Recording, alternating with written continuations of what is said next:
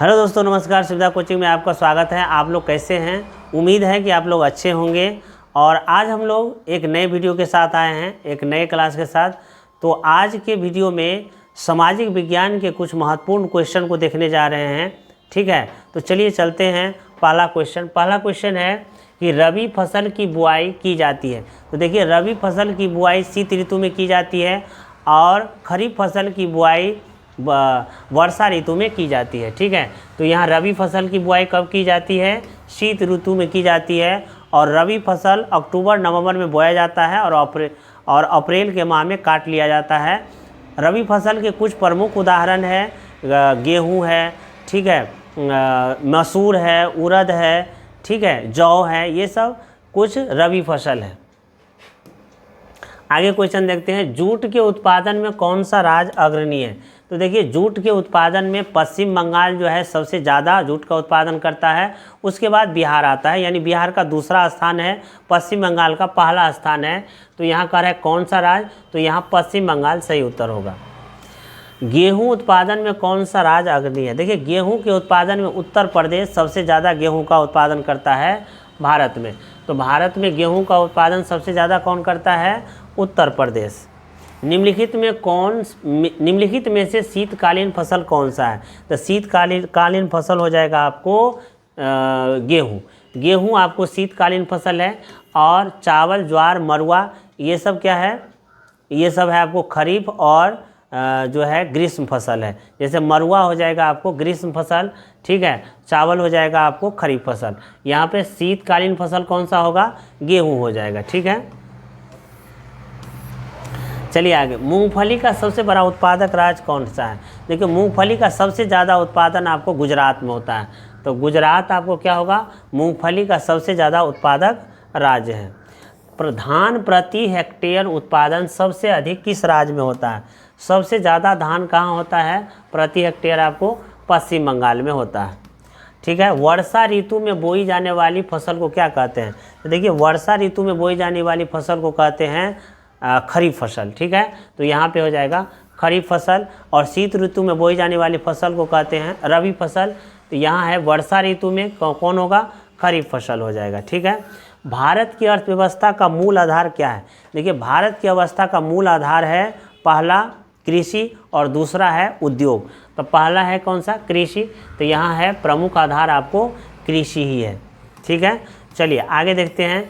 गेहूं के उत्पादन में भारत विश्व में कौन सा स्थान रखता है? देखिए, गेहूं के उत्पादन में भारत का स्थान दूसरा है और चीन का स्थान पहला है। तो यहाँ पर दूसरा स्थान है भारत का गेहूं के उत्पादन में। ठीक है, पहला स्थान चीन का है। निम्न में कौन मोटे अनाज की फसल नहीं है?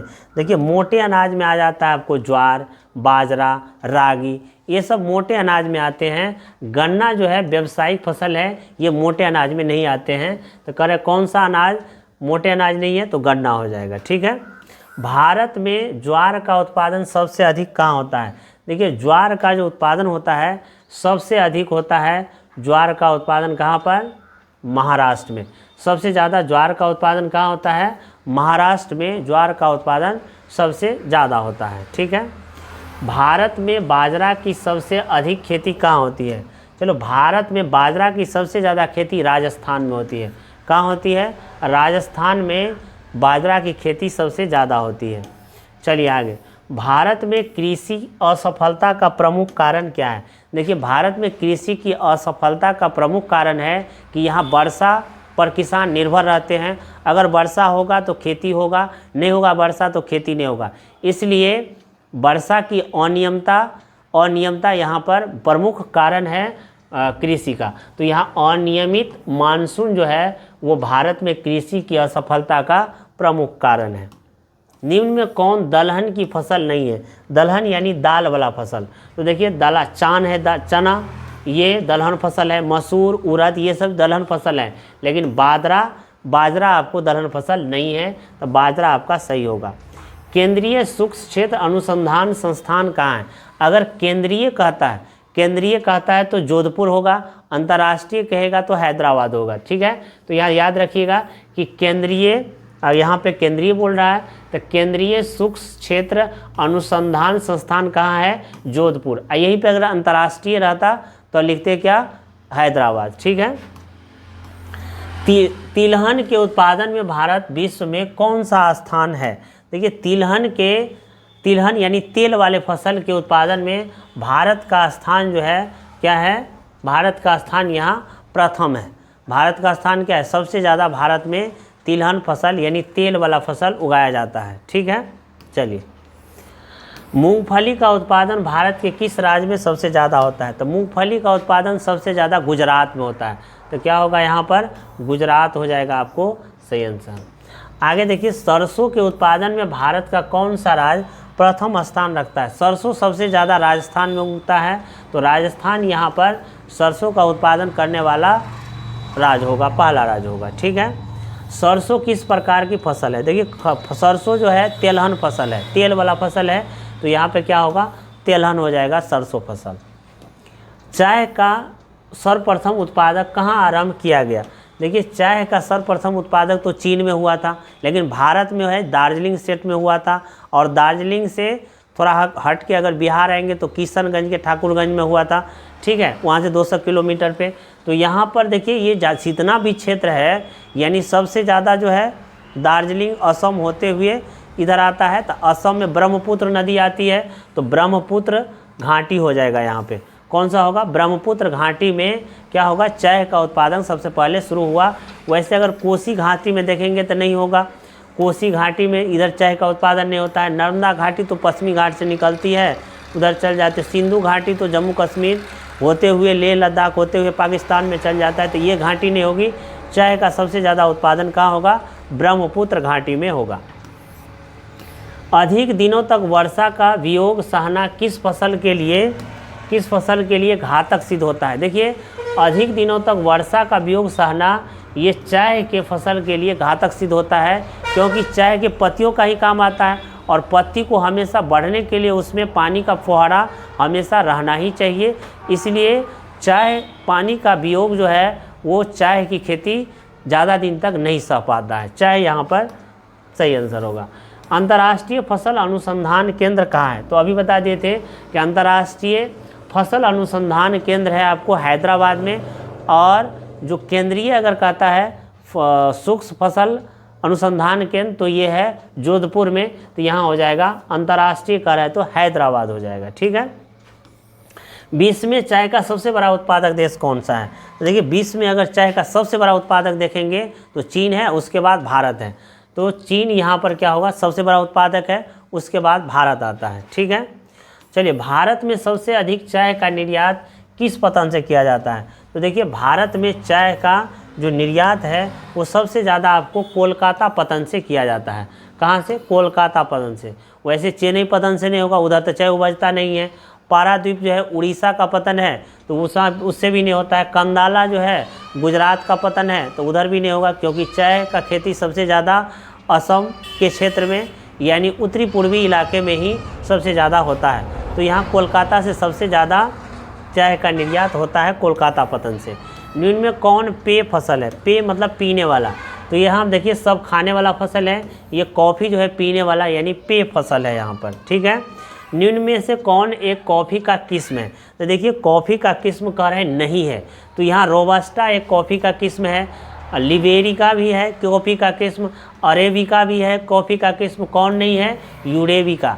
यूरेबिका कॉफ़ी का एक किस्म नहीं है, और भारत में सबसे ज़्यादा अरेबिका फसल किस्म ही यानी कॉफ़ी के किस्म को ही उपजाया जाता है। ठीक है।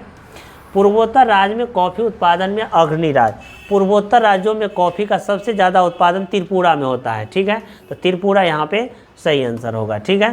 भारत में कहवा का सबसे बड़ा उत्पादक क्षेत्र कौन सा है? देखिए, कहवा का सबसे ज़्यादा उत्पादक होता है कहाँ? कर्नाटका में होता है। ठीक है। कहाँ होता है?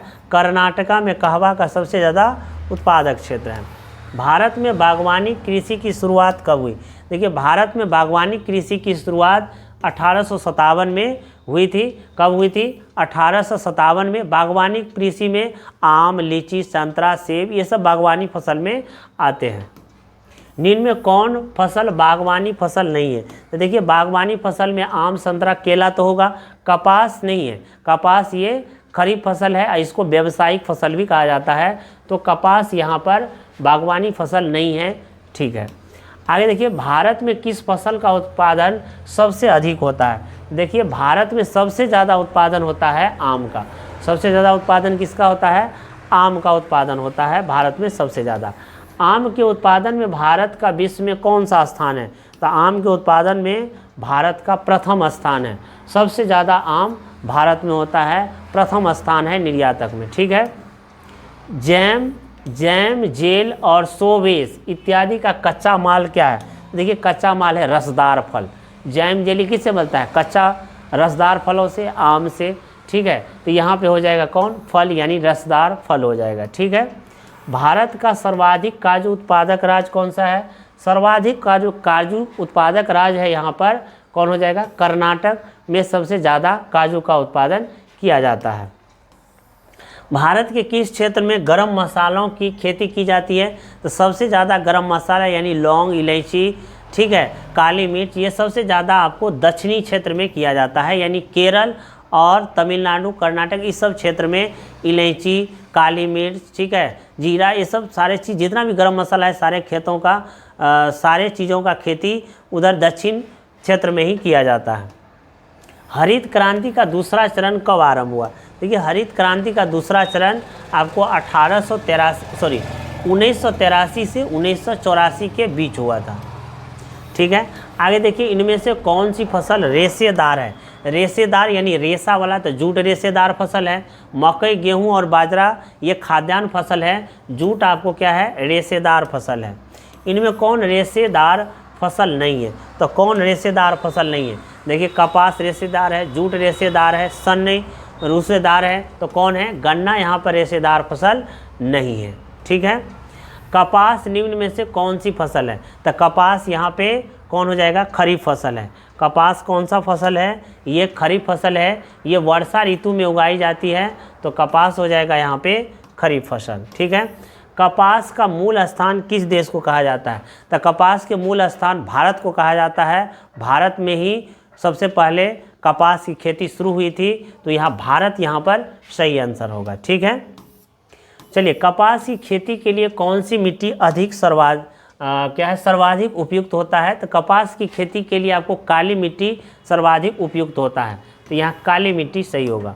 उजला सोना किसे कहते हैं? देखिए, उजला सोना जो है कपास को कहते हैं और सुनहरा सोना कहते हैं जूट को, तो यहाँ क्या होगा? कपास आपका सही आंसर हो जाएगा। ठीक है, उजला सोना किसे कहते हैं?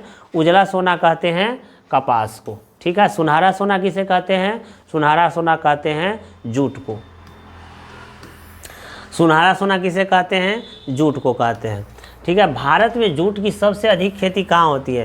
भारत में जूट की सबसे ज़्यादा खेती होती है कहाँ पर? पश्चिम बंगाल में, और दूसरे स्थान पर बिहार में है। ठीक है, तो पहला स्थान है कहाँ? पश्चिम बंगाल का। ठीक है, निम्न में से कौन खरीफ फसल है? देखिए, खरीफ फसल ऐसे फसल को कहते हैं जो वर्षा ऋतु में उगाई जाती है, तो खरीफ फसल यहाँ पे चावल होगा। बाकी गेहूँ, सरसों और मटर ये रबी फसल है, ये शीत ऋतु में उगाया जाता है।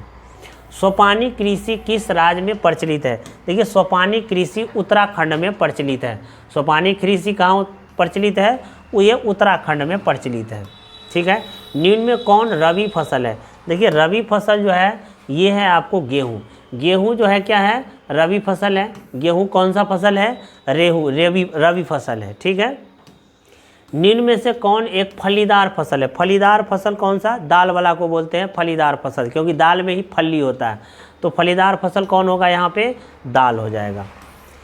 कह रहे हैं, जूट की खेती के लिए कौन सी मिट्टी सर्वाधिक उपयुक्त होता है? देखिए, जूट की खेती के लिए चीका युक्त मिट्टी सबसे महत्वपूर्ण होता है। चीका युक्त मिट्टी, ठीक है, जहाँ पानी का जमाव ज़्यादा रहता है। वह कृषि प्रणाली जिसमें एक ही फसल लंबे चौड़े क्षेत्र में उगाया जाता है उसे क्या कहते हैं? उसे रोपण कृषि कहते हैं। वह प्रणाली जिसमें एक ही फसल एक लंबे चौड़े क्षेत्र में उगाया जाता है उसे क्या कहते हैं? रोपण कृषि कहते हैं। बिहार में नहरों द्वारा सर्वाधिक सिंचाई किस जिले में होता है? तो देखिए, सर्वाधिक सिंचाई होता है आपको रोहतास जिला में, सबसे ज़्यादा सिंचाई होता है नहरों द्वारा। ठीक है, आगे देखिए, कह रहे बिहार में कितने प्रतिशत क्षेत्र में खेती होता है। तो बिहार में कह रहे कितने प्रतिशत क्षेत्र में खेती होता है, तो 60% देंगे। और बिहार के कितने लोग कृषि पर निर्भर है, तब 80% देंगे। ठीक है, तो यहाँ पे कह रहे कितना क्षेत्र यानी कितना भूभाग कह रहा है, कितना क्षेत्र में कितना भूमि पर कृषि होती है, तो यहाँ देंगे कितना, यहाँ देंगे आपको 60%। ठीक है, कह रहे बिहार के जूट उत्पादन में क्या हो रहा है। देखिए बिहार के जूट उत्पादन में गिरावट आ रही है, लोग खेती करना चाहता नहीं है। ठीक है, खेती में ज़्यादा मेहनत भी होती है, उस हिसाब से उसको जिस हिसाब से लागत लगती है उस हिसाब से उसको उपज भी नहीं होता है। इस उत्पादन में बिहार में गिरावट आ रही है। तो क्या होगा यहाँ पर, जूट उत्पादन में बिहार के जूट उत्पादन में क्या हो रही है, गिरावट हो रही है। ठीक है, चलिए कोसी नदी घाटी परियोजना का आरंभ कब हुआ था। कोसी नदी घाटी परियोजना का आरंभ 1955 में हुआ था। ठीक है, कोसी नदी घाटी परियोजना का आरंभ कब हुआ था, 1955 में। इनमें कौन गन्ना उत्पादक जिला नहीं है। देखिए गन्ना का उत्पादन रोहतास में नहीं होता है, रोहतास में नहीं होता है, बाकी ये तीनों जिलों में गन्ना का उत्पादन होता है। तम्बाकू क्षेत्र है, तम्बाकू क्षेत्र ये गंगा का दियारा क्षेत्र जितना है ना, समस्तीपुर, वैशाली, बेगूसराय, ठीक है, ये सब में तम्बाकू का उत्पादन होता है। तो यह गंगा का दियारा क्षेत्र होगा तम्बाकू के उत्पादन के लिए सही आंसर। ठीक है, चलिए गंडक परियोजना का निर्माण किस स्थान पर हुआ है। देखिए गंडक परियोजना का निर्माण जो है वाल्मीकि नगर में हुआ है। कहाँ हुआ है, वाल्मीकि नगर में हुआ है। ठीक है, राज्य की कितनी प्रतिशत जनसंख्या कृषि पर लगी हुई है, कृषि पर निर्भर है। तो अगर राज्य की कितनी प्रतिशत जनसंख्या बोल रहा है तो 80% है। ठीक है, अब भूमि बोलता तो 60%। ठीक है, बिहार में सिंचाई का सबसे प्रचलित साधन क्या है। देखिए बिहार में सबसे ज़्यादा सिंचाई नहर के द्वारा होती है, उसके बाद नलकूप के द्वारा होता है।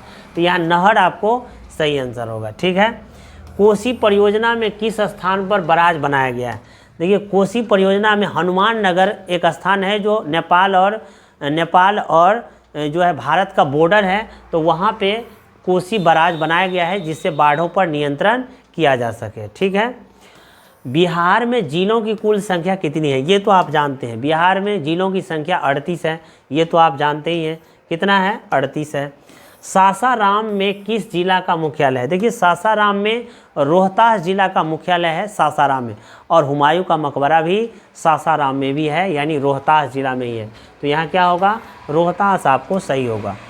सबसे कम वर्षा किस जिला में होता है। देखिए सबसे कम जिला आपको बक्सर में होता है, वैसे गया में भी कम वर्षा होती है। ठीक है, तो यहाँ पे जो ऑप्शन दिया है उसके हिसाब से बक्सर आपको क्या होगा, सबसे कम वर्षा बक्सर में ही होता है। सबसे ज़्यादा किशनगंज होता है, उसके बाद पूर्णिया और चंपारण है, और सबसे कम क्या होगा, बक्सर में होता है।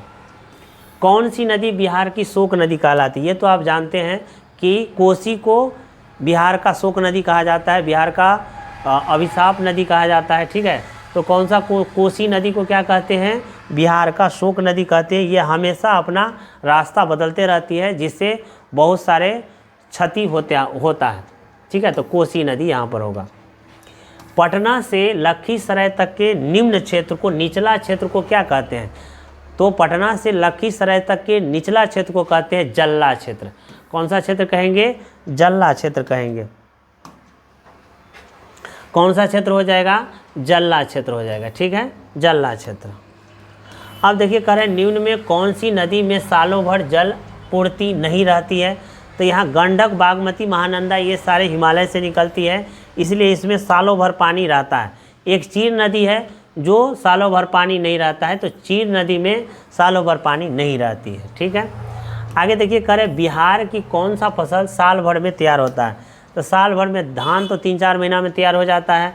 ठीक है, चना, बाजरा ये सब थोड़ा देर में तैयार हो जाता है। गन्ना है जो पूरे साल लग जाता है, 1 साल में तैयार होता है गन्ना। बिहार में किस प्रकार के वन पाए जाते हैं। देखिए बिहार में पर्णपाती वन पाए जाते हैं, या कहेंगे इसमें कि पतझर वन पाए जाते हैं। बिहार में कौन सा, पतझर वन पाए जाते हैं, या नहीं तो पर्णपाती रहता तो पर्णपाती वन। बिहार की फसल सघनता कितनी है। तो देखिए बिहार की फसल सघनता है 2.06 है। ठीक है, बिहार में बहुफसली भूमि का प्रतिशत कितना है। तो बिहार में बहुफसली भूमि का प्रतिशत है आपको 62.65%। ठीक है, चलिए। फसल के बोने, बढ़ने और पकने के लिए उपयुक्त मौसम वाला समय क्या कहलाता है? वर्धन काल कहलाता है। फसल के बोने, बढ़ने और फसल पकने के उपयुक्त मौसम को क्या कहलाता है? वर्धन काल कहलाता है। ठीक है, तो आज के लिए बस इतना ही। अगर वीडियो अच्छा लगा होगा तो लाइक और सब्सक्राइब जरूर कर दीजिएगा। Thank you.